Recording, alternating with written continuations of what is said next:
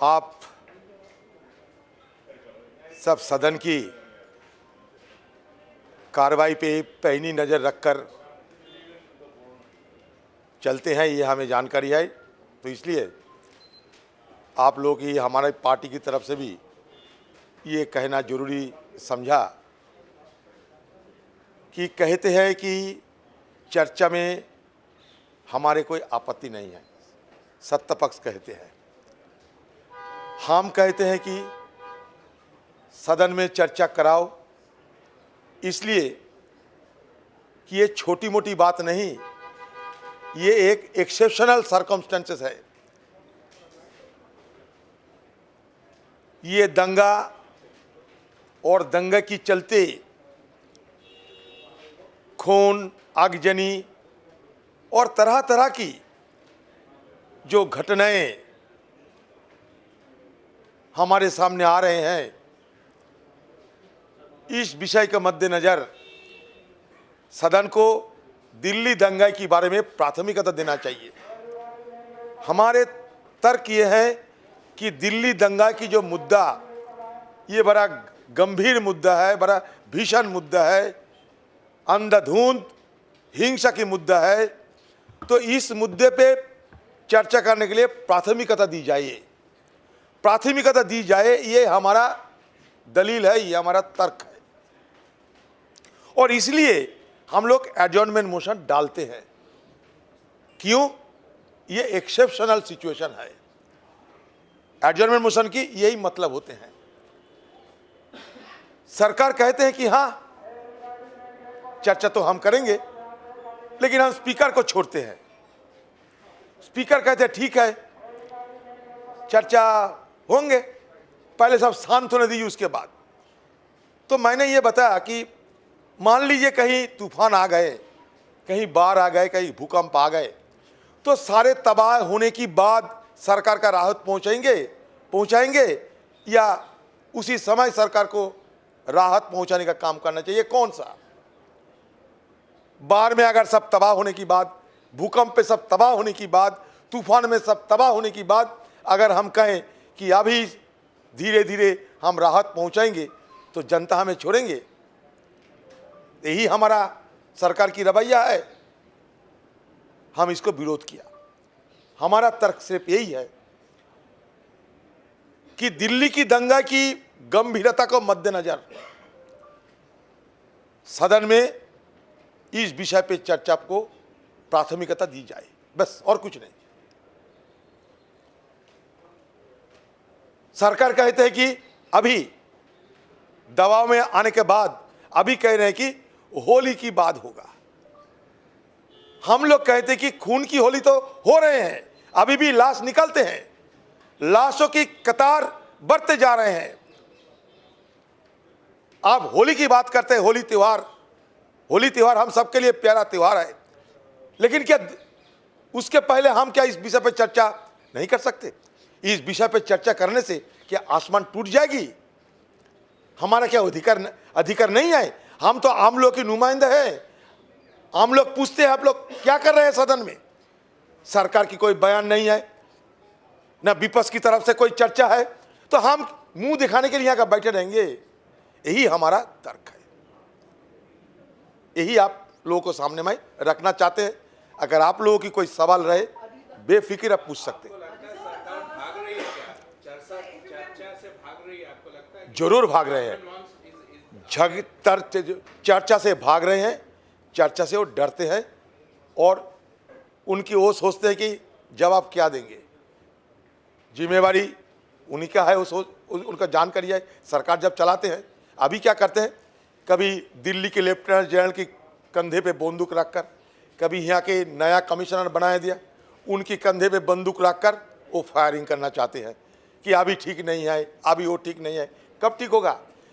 दिल्ली जहाँ सदन है, महामहिम की घर है, प्रधानमंत्री जी की घर है, जहाँ आर्मी, नेवी, एयरफोर्स सारे चीफ रहते हैं, सारे हिंदुस्तान की कैपिटल है, वहाँ अगर इस तरीके की दंगा हो और हम चर्चा ना करें तो लोग क्या कहेगा हमें? आज कई मर्यादाएं भी टूटते हुए हमने देखी। कहिए। आपके साथ भी धक्का मुक्का और आपने भी धक्का मुक्की किया हमारे साथ था कि वेल में जो है वहां पर आप लोग कब्जे की लड़ाई लड़ रहे हैं। नहीं, ओएल हर एमपी के जगह होते हैं।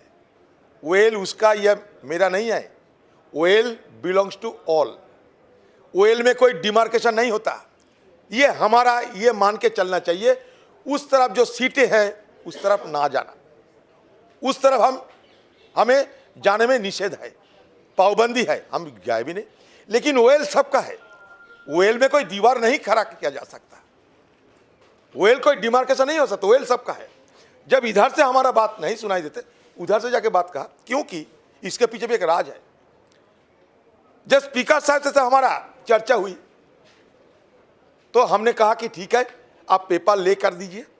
पेपर लेइंग करने का बाद सदन को बंद कर दो, फिर आपस में चर्चा कीजिए, सारे ऑपोजिशन लीडर को बुलाइए और फैसला कीजिए। आज भी ऐसा किया। लेकिन मुझे अचानक देखने को मिला, पेपर लेइंग के बाद सीधा बिल पारित करने लग गए। तो उस समय तो हम विरोध करेंगे, क्योंकि हमारी भी मेंबर है, मैं भी हूं कि वो बिल में हिस्सा लेना चाहते थे। बिल में हमारा भी अमेंडमेंट है, तो हमें बोलने का मौका नहीं मिलता। तो इसलिए हमें मांग करते थे हम लोग कि बिना चर्चा बिल पारित ना किया जाए। क्या वाजिब नहीं है? बिना चर्चा बिल पारित ना हो। हाउस ऑर्डर में नहीं है, हाउस में ऑर्डर में लाने का कोशिश कीजिए। स्पीकर साहब भी ये एश्योरेंस दिया था हमें कि पेपर नहीं होने की बाद हमें स्थगन किया जाएगा, सदन को स्थगन किया जाएगा। इसलिए हम लोग, मैं गया, अगर आप किसी से मैं धक्का मुक्का किया, आप दिखाओ वीडियो में, किसी से धक्का मुक्का किया है कि नहीं, आप खुद देख लो। हमें और जगह हमारा है। बीजेपी पार्टी अगर तय करे कि उधर संघी के लोग रहेंगे और इधर कंघी के लोग रहेंगे, वो नहीं चलेगा। सदन के अंदर संघी कंघी नहीं है।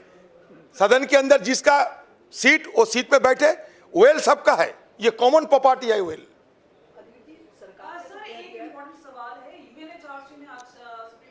हाँ, शर्मिंदगी की बात है ये कहते हैं कि आंतरिक मसला है, अभी भी कहते हैं आंतरिक मसला है, लेकिन क्या आंतरिक मसला रहा और चले गए यूनाइटेड नेशंस, उनका ह्यूमन राइट्स आके सुप्रीम कोर्ट में मामला दर्ज करते हैं। यह हमारे लिए बड़ा शर्मिंदगी की बात है। क्यों ह्यूमन राइट्स, यूनाइटेड नेशंस को ऐसा लगा कि हिंदुस्तान में ह्यूमन राइट्स की पालन नहीं हो रहा है? क्यों लगा ऐसा? वो भी क्या हमारा दुश्मन है? कल शायद बीजेपी पार्टी कहेगा वो पाकिस्तानी है, बोल सकते हैं। इमरान खान की दोस्त है यूनाइटेड नेशंस की ह्यूमन राइट्स कमीशन, बोल सकता। लेकिन ये तो हमारे लिए शर्मिंदगी की बात है। आज तक ऐसा नहीं हुआ कि यूनाइटेड नेशन खुद दिल्ली आके ये सरकार की ह्यूमन राइट्स के खिलाफ केस दर्ज करते हैं। अब बताओ, ये हमारे लिए शर्मिंदगी की बात है या नहीं? अधीर जी, दो दिन से आप दिल्ली के लिए चर्चा मांग रहे हैं और होम मिनिस्टर और प्राइम मिनिस्टर दोनों ही हाउस में आ रहे हैं, मतलब पार्लियामेंट में आ रहे हैं, लेकिन सदन के अंदर नहीं आ रहे हैं। इसके बारे में यही तो हमारा मेरा भी तो वही सवाल है। हमें सुनने को मिलता है कि हमारा होम मिनिस्टर साहब स्पीकर से भी मुलाकात करते, बात भी करते, बहुत सारे लंबा बात करते हैं। बात करना चाहिए, स्पीकर के साथ सबको बात करना चाहिए। हमारा अभी प्राइम मिनिस्टर तो सोच रहे हैं कि सारे सब छोड़ के कहीं चले ही जाएंगे। अभी सोशल मीडिया छोड़ने वाला है, बाकी क्या छोड़ेंगे पता नहीं। तो ये सारे हमें भी चिंता हो रही है कि हिंदुस्तान में क्या हो रहे हैं। जो डिजिटल इंडिया, डिजिटल इकोनॉमी की जो पैरवी करते थे हमारा प्राइम मिनिस्टर, 5G टेक्नोलॉजी की जो पैरवी करते थे हमारा प्राइम मिनिस्टर, वो अभी वो भी डिजिटल दुनिया से क्यों बाहर जाना चाहते हैं? डिजिटल साधु तो नहीं होते, लेकिन डिजिटल दुनिया से क्यों बाहर जाना चाहते हैं? ये हमारे लिए बड़ा चिंता की बात है। तो वो हम सदन के अंदर ये मांग करे थे कि होम मिनिस्टर आके स्टेटमेंट रखे। कम से कम हमारा प्राइम मिनिस्टर सबका साथ, सबका विकास, सबका विश्वास की तो ध्वज उड़ाते हैं, वो प्राइम मिनिस्टर उनको सदन में आके बयान देना चाहिए था, क्योंकि वो हमारा देश की प्रधानमंत्री है। सारे हिंदुस्तान के निगाहें उनके पर टिके हैं कि हमारा पीएम साहब क्या बोलना चाहते हैं। अधीर जी, अब 11 तारीख तक तय हो गया है, स्पीकर ने बोल दिया है कि दिल्ली पे चर्चा नहीं होगी, तो अब आप लोग आगे क्या करेंगे? कल क्या होगा? देखते हैं क्या करेंगे। आप बार-बार होम मिनिस्टर का बयान मांग रहे हैं और आपका अगर डिस्कशन भी होगा तो होम मिनिस्टर ही जवाब देंगे, जबकि आपका मुस्तकिल में डिमांड है कि होम मिनिस्टर का इस्तीफा चाहिए। तो आप ये चीज़ कैसे दो चीज़ एक साथ जाएगी कि आप डिस्कशन में मांगते हैं और फिर जब जवाब आएगा तो उसी से जवाब आएगा जिसका आप सरकार से हम मांगा कि जिम्मेवार कौन है। एक मिनट, जिम्मेवार कौन है, ये घटना घटी, जिम्मेवार कौन है? हमारी तरफ से प्राइम मिनिस्टर को हम सदन में इस विषय को स्टेटमेंट देने के लिए बार बार मांग कर रहे हैं। स्टेटमेंट देने के लिए मैं होम मिनिस्टर से मांग नहीं किया, हम लोग स्टेटमेंट देने के लिए प्राइम मिनिस्टर से मांग किए हैं। जवाब जो भी दे, अगर उनको लगा, सरकार को लगा कि हमारा जो सवाल है, सवाल की जवाब देने के लिए वो होम मिनिस्टर काबिल नहीं है क्योंकि वो जिम्मेवार है, हटा देंगे। सबसे प्रधान तो है हमारा प्रधानमंत्री। नहीं, आप टेक्निकल बात करते हैं, पता है आप जो बात रखते हैं, हमारा तो यही बात रखेंगे। कौन हुआ जवाब देगा ना देगा उसमें हमें कोई लेना देना नहीं है। हम वहाँ बात रखेंगे सदन के अंदर, और हमारा बात रखने के बाद जवाब देने के लिए जो काबिल है उसको आना पड़ेगा, और वो कानून के मुताबिक और नियम के मुताबिक आना पड़ेगा। जैसे कि होम मिनिस्टर हो या प्राइम मिनिस्टर हो, दोनों के बीच किसी को आना पड़ेगा। यही तो वहाँ के कन्वेंशन है सदन के अंदर। सदन की कन्वेंशन की जो सिलसिला है उसी में जिसको वहाँ आना चाहिए, बोलना चाहिए, जवाब देना चाहिए, उन्हीं को आना पड़ेगा। अगर किसी दूसरे को भेजे हम मानने के लिए तैयार नहीं होगा। अरे यही तो नया हिंदुस्तान है ना। This is new India. जो फैला रहे हैं दंगा फैलाने के लिए, जो सबसे तेज, सबसे आगे बयान देने के लिए खड़ा हो जाते हैं, खड़े जो पुलिस को धमकाते हैं, जो सीधा इनको हटाओ नहीं तो मैं हटाएंगे, और शांति मिছিল निकालते हैं। शांति मिছিল में गोली मारो सालों को नारा लगते हैं वो शांति मिছিল में, और तुरंत बाद उनके लिए सिक्योरिटी फोर्सेस के भी इंतजाम हो जाते हैं। मेरा कहना है दंगाइयों की बीच भेदभाव नहीं होना चाहिए। जो दंगा किए हैं, चाहे वो हिंदू हो मुसलमान हो, सबके खिलाफ सख्त से सख्त कार्रवाई होना चाहिए। दंगाइयों की अगर हम मजहब से बांटे कि हिंदू दंगा किए सही है, मुसलमान दंगा किए गलत है, और एक बुरा मैसेज जाएगा और एक खतरनाक संदेश जाएगा। तो इसलिए जो दंगा फैलाने में अहम भूमिका पालन करते हैं उनको सिक्योरिटी तैनात होते हैं उनके लिए, और दूसरे को सिक्योरिटी के छोड़ो कुछ चीज नहीं मिलता है तो लोगों के अंदर दरार और बढ़ेगी। इसलिए दंगा जो किए हैं उनको जात, धर्म, मजहब की निगाहों से भेदभाव नहीं होना चाहिए। हाँ?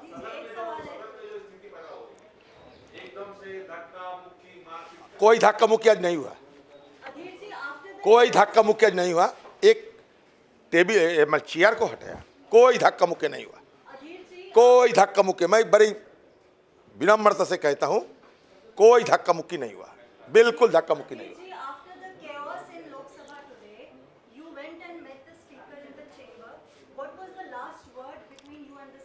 See, not only me, opposition leaders were there. Speaker assured us that immediately after laying the papers, House will be adjourned and we will be holding further discussion in order to run the House in a smooth and facile manner.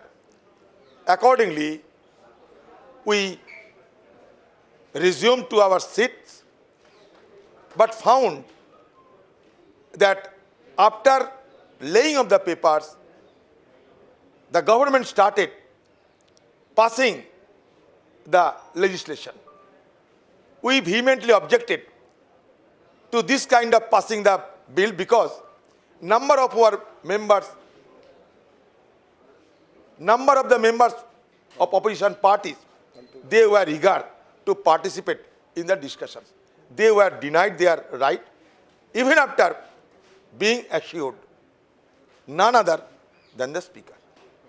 So we protested vehemently, and that has been entailed into the adjournment of the House.